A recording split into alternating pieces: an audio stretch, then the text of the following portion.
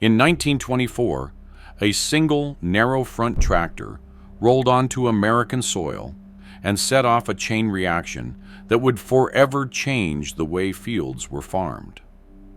International Harvester didn't just build machines, it created 10 icons that shaped harvests, families, and entire towns. Some models earned trust at wartime, while others became legends for their power or rare design. But what exactly made these tractors so unforgettable? And why do their stories still move collectors and farmers alike? Nearly a century later, the real answers begin where the mechanical revolution took root. When the Farmall Regular arrived in 1924, it did not look like the tractors that came before. Its narrow, tricycle-style front end allowed a single operator to guide the machine down tight corn rows, weaving between plants with a precision that horses and wide front machines simply could not match. For the first time, a farmer could plow, cultivate, and harvest with one machine, all thanks to a design that made turning at the end of the row effortless. The Regular's 4-cylinder engine and light frame meant it did more than just replace animal power. It multiplied what one person could do in a day. More than 100,000 of these tractors rolled off the line by 1930, each one setting a new standard for how work got done on the farm. In the words of a veteran farmer, "I remember the first time I climbed up on a Regular. My father watched me guide it between the corn, and he realized we would never need to hitch up the horses again." The Farmall Regular proved that careful engineering could turn a bold idea into a tool farmers trusted, laying the groundwork for every row crop tractor that followed. By 1939, International Harvester set its sights on more than just performance. The Farmall M arrived with a look that turned heads across rural America. This was no accident. Industrial designer Raymond Loewy, already famous for shaping everything from locomotives to Lucky Strike packaging, was brought in to give the new letter series a distinct identity. The result was a streamlined hood, bold grille, and smooth sheet metal sides, details that set the M apart from the boxy shapes of its rivals. At county fairs and dealer lots, the Farmall M drew crowds not just for its size, but for its presence. More than 270,000 rolled off the line from 1939 to 1953, making it a fixture on large row crop farms. The M was built to handle heavy tillage. Its IHC 248 engine delivered steady power for plowing and pulling. Farmers who bought one often talked about the pride they felt seeing that red paint and iconic front emblem parked in their fields, a machine that looked as strong as it worked. A retired industrial designer who studied Loewy said, "Good design is not just about style. It is about respect for the farmer, for the land, and for the work." The Farmall M did not just get the job done. It became a symbol of progress, showing that beauty and utility could share the same furrow. In the years when war and rationing pressed hard on American farms, the Farmall H became more than just a machine. It was a lifeline. Introduced in 1939, the H was built for mid-size row crop work and its true legacy was forged during the labor shortages of World War II. With so many hands called away, families turned to the H for steady, day in, day out reliability. Diaries from the mid-1940s described the same routine, up before dawn. The H firing on a cold morning, ready to cultivate corn, or pull the planter across acres that once took a team of workers to cover. Fuel was scarce, and every drop counted. Yet the H's four-cylinder engine sipped gas carefully, never wasting what couldn't be spared. The controls were simple, the engine forgiving. Those traits meant a son or daughter could take the wheel if needed, learning the rhythm of the fields from the seat their father once claimed. One veteran farmer put it plainly: when the men left for war, the H never missed a day. It kept us fed, kept the farm going. By the time production ended in 1953, the Farmall H had earned its reputation as the tractor that saw families through hard years, not with flash or brute strength, but with a kind of quiet, unbreakable trust. Number 7. The Farmall Super MTA. Produced from 1952 to 1954, this mid-century model holds a special place because of its rarity and its role as the final chapter of the letter series. Built for heavier field work and deep plowing, the Super MTA answered the demand for more powerful machines as farms grew larger. Its rugged tailwheel frame and heavy castings were designed for sustained, tough field work. Under the hood sat a 264 cubic inch engine that put out about 44 horsepower at the PTO. What truly set the Super MTA apart was the torque amplifier transmission, which let operators shift on the go and keep up momentum when the work got heavy. What makes the Super MTA especially prized today is not just what it could do in the field, it is how few were made. Production was squeezed into a short window before the next generation arrived, and only a limited number ever left the factory.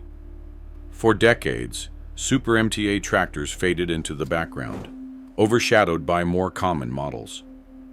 Over time, collectors began to notice the unique features, the distinctive tail wheel setup, the heavy castings, and the subtle details that marked them as something special. At modern auctions, a well-restored Super MTA can spark fierce bidding. Stories of barn finds and painstaking restorations are common, where every bolt and decal is matched to the original. For many collectors, owning a Super MTA is not just about nostalgia. It is about preserving a rare piece of American farming history, a machine whose scarcity only deepens its legend. Farmers trusted the Super MTA for hard, straightforward tasks.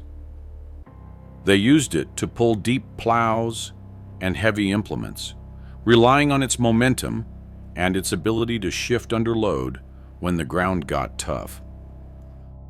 By the late 1950s, the demands of American agriculture had changed. Fields were larger, implements heavier, and farmers needed more than style. They needed power that could last from sunup to sundown. That is where the Farmall 560 came in. Introduced in 1958, the Farmall 560 was International Harvester's answer to a new generation of work. It was built for row crop and utility work, and its 6-cylinder diesel engine was a leap forward, delivering a steady 59 horsepower at the PTO, enough muscle to handle the bigger plows and heavier loads that older four-cylinder models could not manage. Out in the field, the difference was clear. The six-cylinder ran smoother under load, pulling through tough black soil without the chug and strain that used to slow the day. Farmers found they could finish more acres before lunch, and the diesel's fuel economy meant fewer stops at the tank. A mechanic who spent years servicing these tractors remembers the early days of the 560. He would get farmers asking if the new diesel was worth the extra money, and he would tell them that if they were working more ground than their dad ever dreamed of, they could not afford not to. The 560 was not about flash or rare features. It was about giving farmers a tool that matched the scale of their ambition. Its reputation grew not just for raw power, but for the way it made long days in the field feel a little less punishing. For many, the move to a six-cylinder diesel was not just an upgrade, it was a necessary step into the future of farming. When the International 806 rolled into the mid-1960s, farmers faced a new kind of decision. Advertising claims were everywhere, but it was the Nebraska Tractor Test Laboratory that set the record straight. In January 1964, test number 748 put the 806 diesel through its paces. 10 hours of relentless drawbar pulls, PTO runs, and fuel checks, all measured by independent engineers. The results did not just meet expectations, they set a new standard. The 806 delivered 84.4 horsepower at the drawbar and nearly 96 horsepower at the PTO, topping its class for both raw muscle and efficiency. Diesel consumption clocked in at 6.12 horsepower hours per gallon, a number that farmers scrutinized as closely as the price of seed. For many, those numbers carried more weight than any sales pitch. A farmer could read the bulletin from Lincoln and know exactly what the 806 would do in his own fields, how many plows it could pull, how much fuel it would burn, and whether it would last through a long harvest. Dealers pinned the Nebraska Test badge right on the hood, a quiet promise that the machine had been proven by more than just company engineers. In the years that followed, field logs matched the lab results. Owners logged thousands of hours pulling heavy implements through sticky clay and black prairie soil, trusting that the 806's power was not just a factory claim, it was a certified fact. That trust, built in the lab and confirmed in the dirt, made the 806 a benchmark for every tractor that followed. In 1965, International Harvester took a risk that made even seasoned farmers raise an eyebrow. The Farmall 1206 rolled off the line as the first row crop tractor with a factory-installed turbocharger, pushing past the 100 horsepower mark when most competitors were still playing it safe. Under its hood, the DT361 turbo diesel engine delivered more than 100 PTO horsepower, a figure that sounded almost reckless on paper. Only about 10,000 of these tractors would ever be built, but their impact rippled far beyond their production run. At the time, turbocharging a row crop tractor seemed bold, even a bit reckless. An International Harvester engineer later recalled, "We knew we were asking the tractor to handle more heat and stress than anything before." The turbo was a gamble. Farmers noticed quirks right away. Exhaust stacks ran hotter.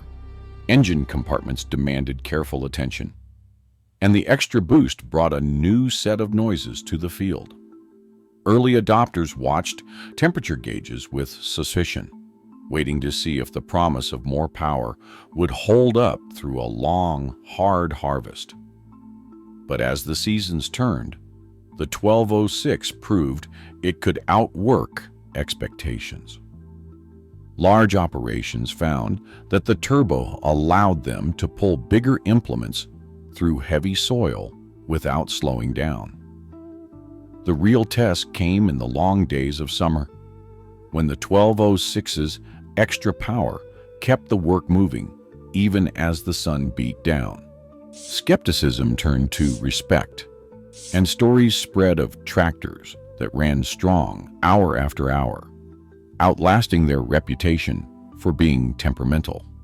In the words of one owner, "Once you learned how to manage the heat, you realized you were running a machine years ahead of its time." The 1206 did not just break the 100 horsepower barrier. It forced everyone to rethink what a row crop tractor could do. In the heart of the 1970s, the Farmall 1066 became more than just a workhorse. It became the backbone of countless American farms. Rolling out of the factory from 1971 to 1976, the 1066 was built for the long haul. Its turbocharged DT414 diesel engine delivering 145 horsepower that could handle the biggest implements and the longest days. But what set the 1066 apart was not just the power on paper. It was the way these tractors kept running season after season, often logging more than 10,000 hours with the same family behind the wheel. In 1974, International Harvester celebrated a milestone. The 5 millionth tractor to leave the line was a 1066 dressed in special paint and surrounded by company officials. For the families who owned them, though, the real pride came from rituals passed down: checking the oil every morning, swapping filters before spring planting, teaching a son or daughter how to ease the clutch just right.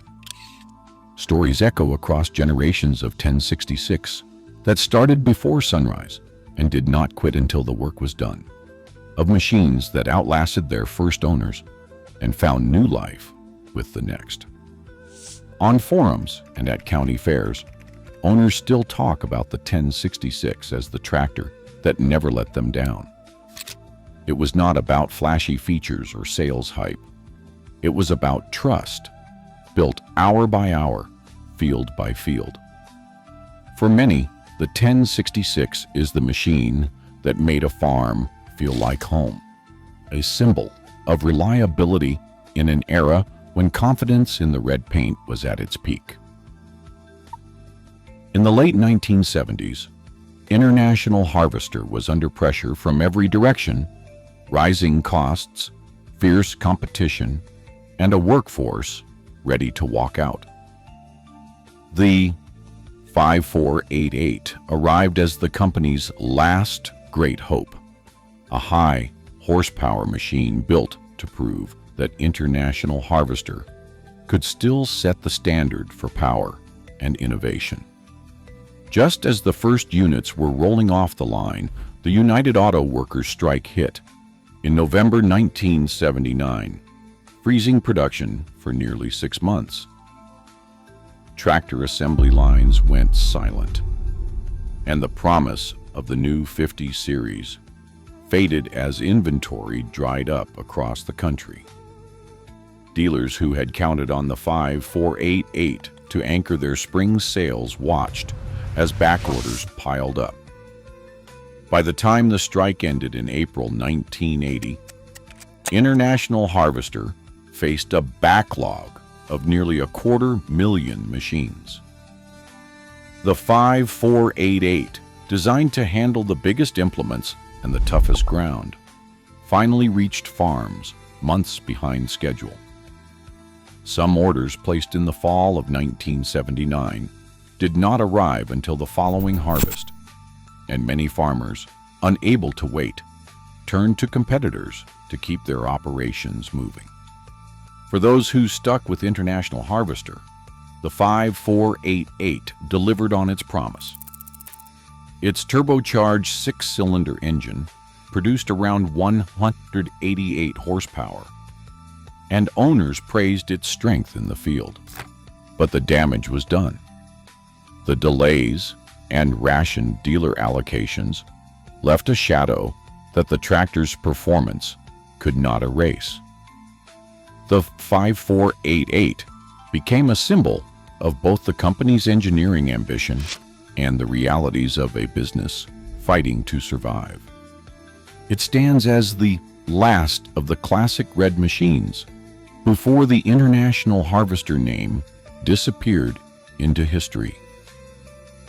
In the years before World War II, the Farmall F20 became the backbone of American row crop farming, setting a blueprint that others would follow for decades. Introduced in 1932, the F20 was built for two-plow work, tilling, cultivating, and powering a new generation of implements. Its four-cylinder engine delivered a steady 20 horsepower at the drawbar and nearly 28 at the belt, enough to keep threshers and corn pickers running from dawn until dusk. Farmers across the Midwest praised its reliability. But what truly set the F20 apart was its embrace of standard features that would shape the industry. A rear-mounted power takeoff, a 4-speed transmission, and the ability to switch between steel wheels and the new pneumatic tires that were just beginning to catch on. The F20 did not just help a single farm. It changed how farms everywhere approached their work. International Harvester's dealer network grew rapidly in these years, making parts and service accessible in nearly every rural town. That support, combined with the F20's ability to run a wide array of implements, made it a trusted partner in fields from Iowa to Georgia. Nebraska tractor tests confirmed what farmers already knew.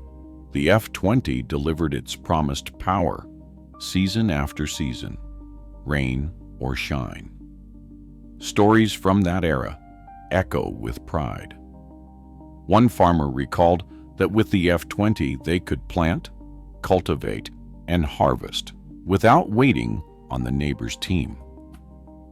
It was freedom.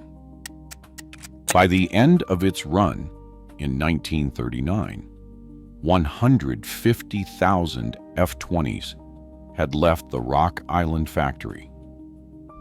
Its legacy lives on in every tractor that followed, a symbol of progress and a reminder that the right machine can change the course of a community's future. Across fields and decades, International Harvester tractors still shape the backbone of farming communities. Over 5 million units remain in use or in restoration worldwide. Their legacy endures in today's precision agriculture, where innovation meets tradition. The story of these machines is not just history. It is a living standard for reliability and progress. Which model carries the most meaning for you? Share your thoughts below.